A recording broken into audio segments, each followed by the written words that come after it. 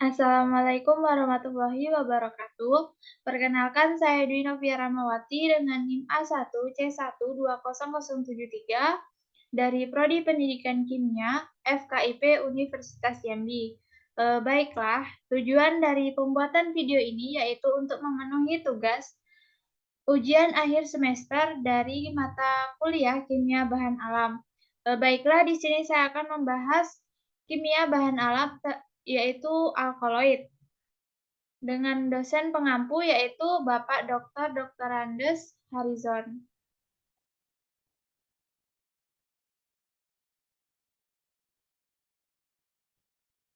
Baiklah, yang pertama saya akan membahas sumber alkaloid.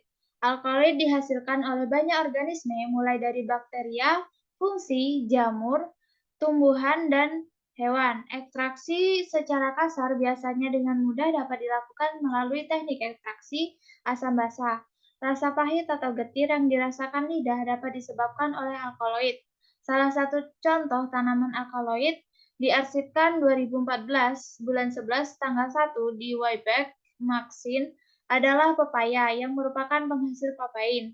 Istilah alkaloid berarti mirip alkali karena dianggap bersifat basa. Pertama kali dipakai oleh Friedrich Wilhelm Meissner 1819, seorang apoteker dari Halle atau Jerman yang menyebut berbagai senyawa yang diperoleh dari ekstraksi tumbuhan yang bersifat basa pada waktu itu sudah dikenal, misalnya morfina, strychnina, serta solanina. Hingga sekarang dikenal sekitar 10.000 senyawa yang tergolong alkaloid dengan struktur sangat beragam hingga sekarang tidak ada batasan yang jelas untuknya. Pengertian alkaloid sendiri di sini yaitu alkaloid adalah senyawa metabolit sekunder terbanyak yang memiliki atom nitrogen yang ditemukan dalam jaringan tumbuhan dan hewan.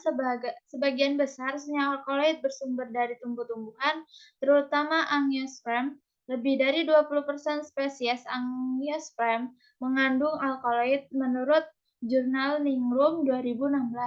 Alkaloid merupakan senyawa organik yang paling banyak ditemukan karena sebagian besar zat alkaloida berasal dari tanaman. Pada umumnya alkaloida memiliki satu buah atom nitrogen atau lebih dengan sifat basa sehingga disebut alkaloid. Alkaloid berfungsi untuk pelindung tanaman dari penyakit, serangan hama, sebagai pengatur perkembangan, dan sebagai basa mineral untuk mengatur keseimbangan ion pada bagian-bagian tanaman alkaloida yang ditemukan dan dihasilkan oleh tanaman tersebut dalam bagian kelompok metabolit sekunder menurut jurnal Sihan 2017. Alkaloid adalah sebuah golongan senyawa basa bernitrogen yang kebanyakan heterosiklik dan terdapat di tumbuhan, tetapi ini tidak mengecualikan senyawa yang berasal dari hewan. Asam amino, peptida, protein nukleotid, asam nukleik, gula amino, dan antibiotik biasanya tidak digolongkan sebagai alkaloid. Dan dengan prinsip yang sama, senyawa netral yang secara biogenetik berhubungan dengan alkaloid termasuk di golongan ini. Adapun sifat-sifat alkaloid, yang pertama yaitu sifat fisika alkaloid. Umumnya berbentuk kristal atau padatan dengan TL yang jelas. Yang kedua yaitu kadang amorf atau cairan kental seperti nikotin atau konin. Yang ketiga yaitu umumnya tidak berwarna seperti berberin atau poliaromatik. Yang keempat yaitu alkaloid basa larut dalam peralut organik. Yang kelima yaitu alkaloid garam larut dalam air. Sifat kimia alkaloid yaitu ada basa, dan yang kedua yaitu ada sifat kebasaan. Alkaloid tergantung pada substitusi pada atom N. Sifat fisika dan kemis alkaloida yaitu sifat fisik kristal, amorfus, liquid, tidak berwarna atau umumnya bentuk garam larut dalam air, bentuk basa larut dalam peraut organik. Nah, untuk liquidnya yaitu seperti nikotin dan konin. Untuk berwarna visible atau camouflage yaitu beberlina. Yang untuk Berwarna visibel atau chromofor atau ikatan rangkap terkonjugasi yaitu betanina. Sifat kimianya yaitu basa sepasang elektron bebas pada atom nitrogen. Sifat kebasaan tergantung pada jenis substitusi pada atom elektron donasi atau pendonor atau pemberi elektron sifat basa yang menjadi netral. Yang pertama yaitu ada trietilamina, dietilamina, piridin, piperidin, pipirol, dan indol. Elektron withdrawing yaitu penarik elektron. C. Berikatan rangkap. O, yaitu menghilangkan sifat kebasaan atau menjadi netral. Struktur alkaloid sendiri yaitu struktur alkaloid sangat bervariasi. Senyawa ini umumnya mengandung setidaknya satu atom nitrogen. Kebanyakan alkaloid memiliki satu atau lebih unsur nitrogen yang biasanya merupakan sistem siklik atau cincin. Dalam reaksi asam basa, atom nitrogen ini dapat aktif sebagai basa alkali dan bereaksi dengan asam untuk membentuk garam. Untuk struktur alkaloid bisa dilihat seperti gambar yang tertera pada slide PPT ini.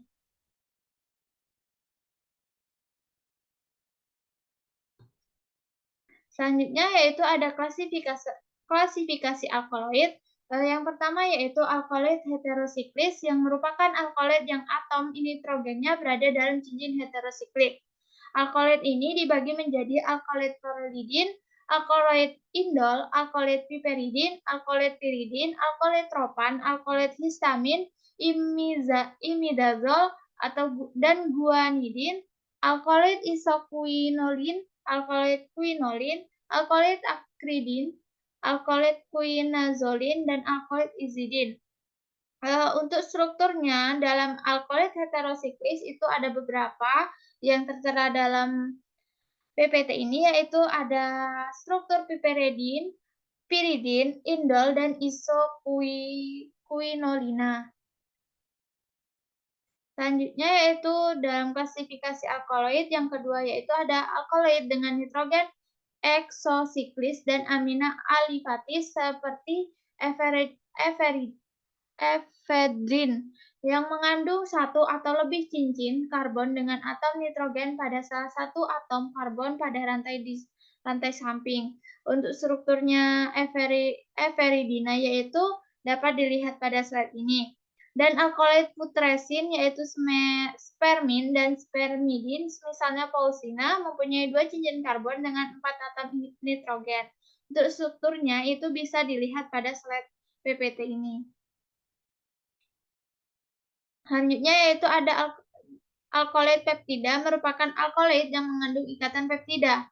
Untuk struktur alkaloid peptida dapat dilihat pada gambar yang berada di slide ini, dan untuk alkaloid terpena dan steroidal, contohnya funtumina, golongan ini tidak mengandung N heterosiklik, turunan sederhana dari feniletilamin dan asam amino fenilalamin, alanin atau tirosin.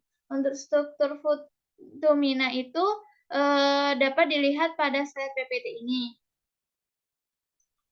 Untuk metode ekstraksi alkaloid, yaitu pertama persiapan sampel di mana bahan tumbuhan yang segar digunakan dalam proses ekstraksi, namun pada umumnya bahan yang digunakan merupakan bahan tumbuhan yang telah dikeringkan. Metode pengeringan harus dalam keadaan yang terkontrol, dengan pengeringan udara tanpa penggunaan temperatur tinggi.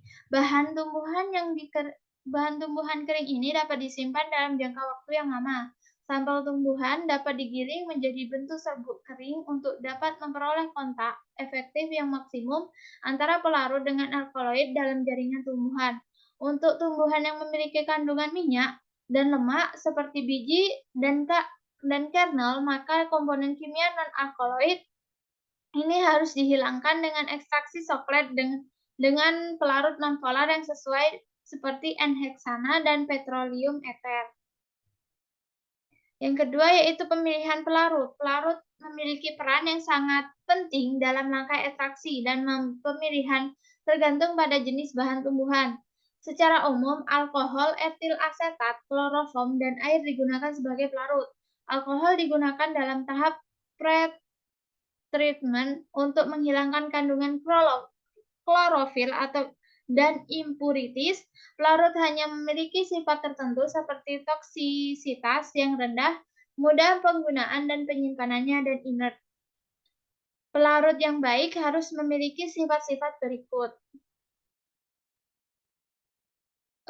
Untuk ekstraksi alkaloid dalam suatu tumbuhan memiliki suatu kimia yang beragam dalam jumlah yang banyak. Oleh karena itu, tidak mudah mengidentifikasi alkaloid dalam tumbuhan hanya dengan metode kromatografi tunggal. Selain itu, luasnya kelarutan alkaloid dalam beberapa pelarut juga menjadi kerumitan tersendiri. Beberapa langkah yang dapat dilakukan untuk melakukan ekstraksi alkaloid diantaranya adalah deteksi adanya alkaloid dalam ekstrak tumbuhan. Deteksi awal adanya senyawa alkaloid dapat dilakukan dengan menambahkan fraksi warna alkaloid ke dalam ekstraksi tumbuhan. Proses ekstraksi berdasarkan sifat kebasahannya. Pada umumnya alkaloid diekstrak dari tumbuhan dengan menambahkan pelarut alkohol yang diasamkan dengan suatu asam lemah atau HCl 1 molar atau asam asetat 10%. Penambahan asam akan menyebabkan alkaloid berubah dalam bentuk garamnya dalam pelarut alkohol berair. Selanjutnya yaitu metode identifikasi alkaloid. Alkaloid kasar yang diperoleh selanjutnya diidentifikasi menggunakan metode kromatografi lapis tipis dan disemprot dengan beberapa reaksi alkaloid, yaitu reaksi Dragendorf, yaitu hasil positif memberikan warna kuning kecoklatan dengan latar belakang warna kuning dari reaksi. Yang kedua yaitu reaksi iodoplatinat, yaitu hasil positif memberikan warna beragam. Reaksi Marquis yaitu hasil positif memberikan warna kuning hingga ungu. Selanjutnya yaitu isolasi senyawa alkaloid, yaitu pengambilan sampel diambil pada pagi, sampel yang diambil adalah daun atau umbi rimpang. Yang kedua yaitu pengelolaan sampel, yaitu daun dan umbi rimpang yang telah dikumpulkan dibersihkan dengan cara dicuci di air yang mengalir, lalu dipotong-potong kecil, kemudian dikeringkan dengan cara diangin-anginkan. Setelah kering, sebagian diserbukkan, lalu dilakukan proses ekstraksi, kemudian dilakukan uji identifikasi kimia. Yang ketiga yaitu pembuatan ekstraksi. Daun dan umbi rimpang yang telah dikumpulkan dibersihkan dengan cara dicuci dengan air yang mengalir, lalu dipotong-potong kecil, kemudian dikeringkan dengan cara diangin-anginkan. Setelah dikeringkan, sebagian serbuk lalu dilakukan proses ekstraksi, kemudian dilakukan uji identifikasi kimia. Identifikasi secara kualitatif yaitu uji alkaloid, ditimbang serbuk daun dan umbi, lalu ditimbang dan ditambahkan sebanyak 1 mili asam klorida 2 normalitas dan 9 mili air, lalu dipanaskan di atas penangkai selama 2 menit, didinginkan lalu disaring. Yang kedua yaitu filtrat dipakai untuk percobaan berikut. Diambil 3 tetes filtrat lalu ditambahkan 2 tetes reaksi Mayer menghasilkan endapan putih atau putih kekuningan. Diambil 3 tetes filtrat lalu ditambahkan 2 tetes reaksi Dahlgren-Grove menghasilkan endapan merah jingga. Yang selanjutnya yaitu diambil 3 tetes filtrat lalu ditambahkan 2 tetes reaksi Burkhardt, yaitu menghasilkan endapan coklat sampai kehitaman. Isolasi senyawa alkaloid yaitu uji kromatografi lapis tipis atau KLT. Sebelum melakukan proses pemisahan secara KLT, lempeng KLT terlebih dahulu dipanaskan oleh oven dengan suhu 1100 derajat Celcius selama 30 menit.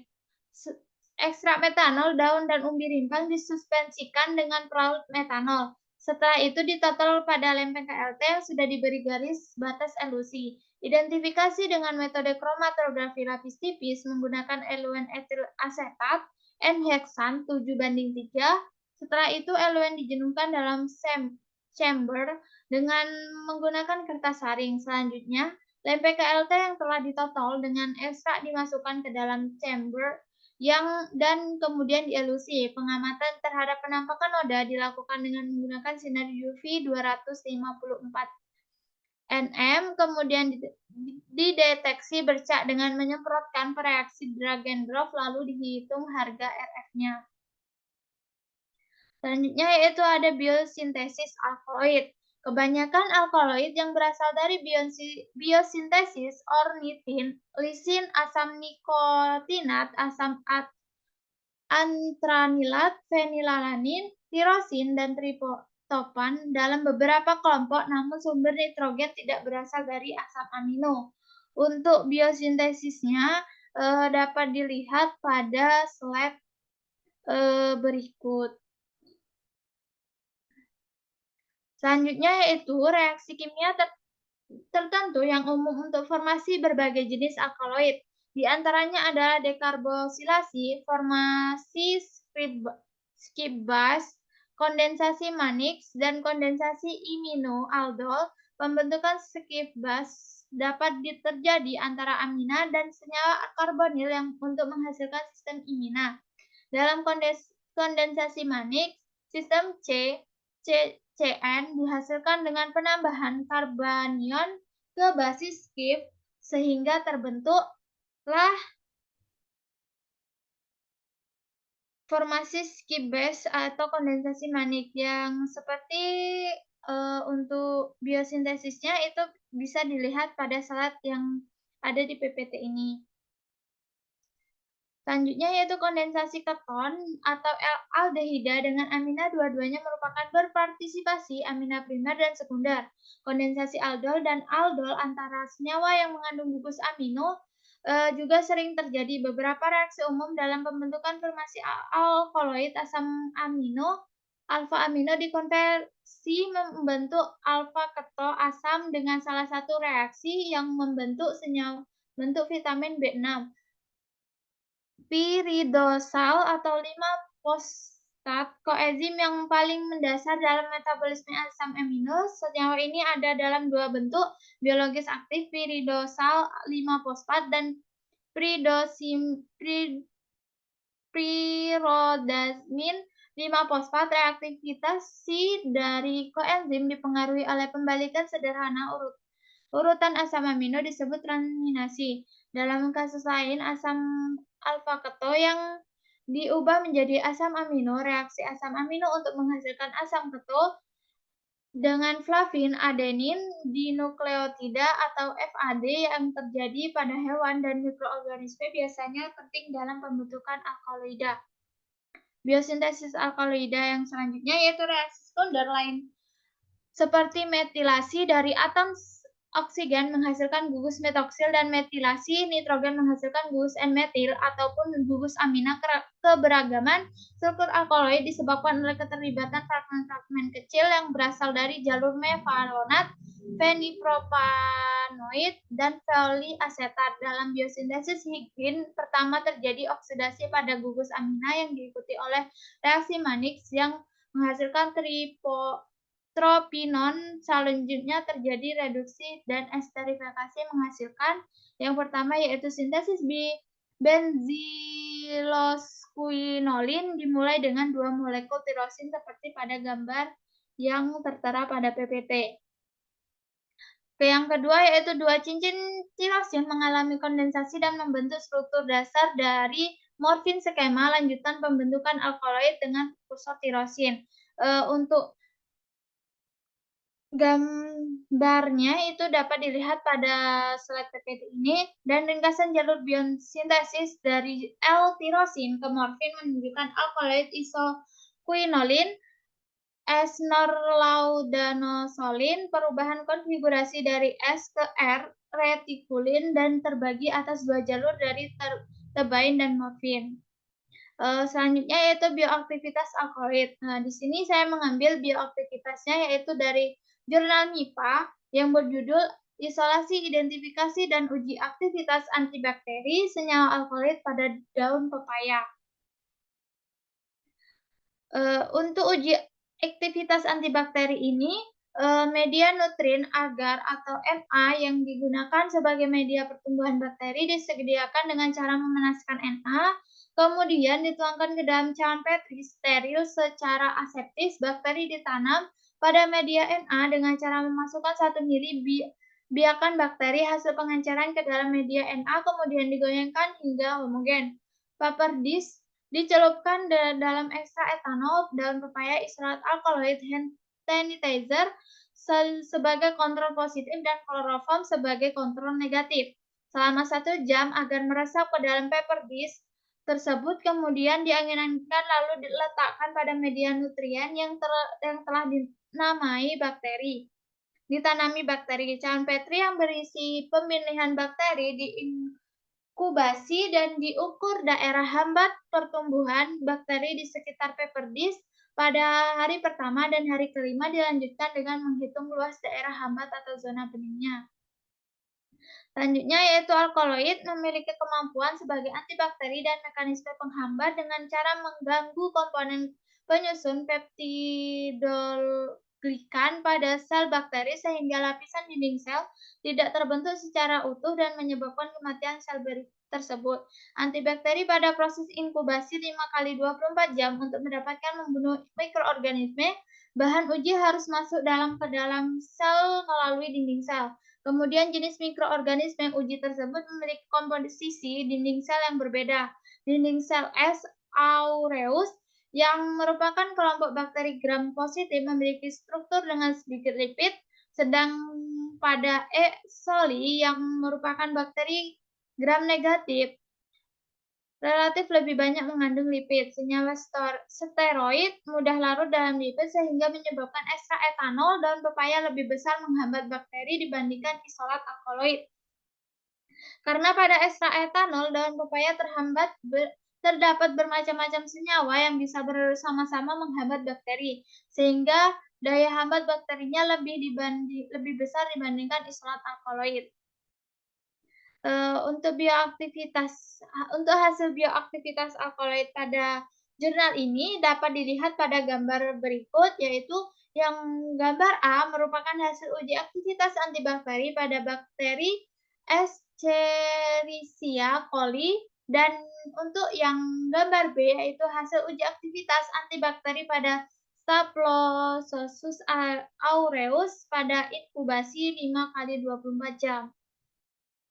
Bioaktivitas alkaloid. Senyawa alkaloid dari ekstrak etanol daun pepaya memiliki aktivitas antibakteri, namun aktivitasnya lebih rendah dibandingkan dengan ekstrak etanol daun pepaya.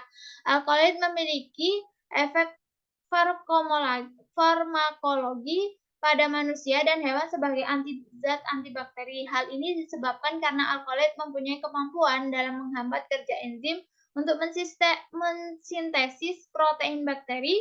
Penghambatan kerja enzim ini dapat mengakibatkan metabolisme bakteri terganggu. Sekian presentasi dari saya mengenai kimia bahan alam terkait alkaloid. Semoga bisa bermanfaat bagi yang membacanya, dan saya akhiri. Wassalamualaikum warahmatullahi wabarakatuh.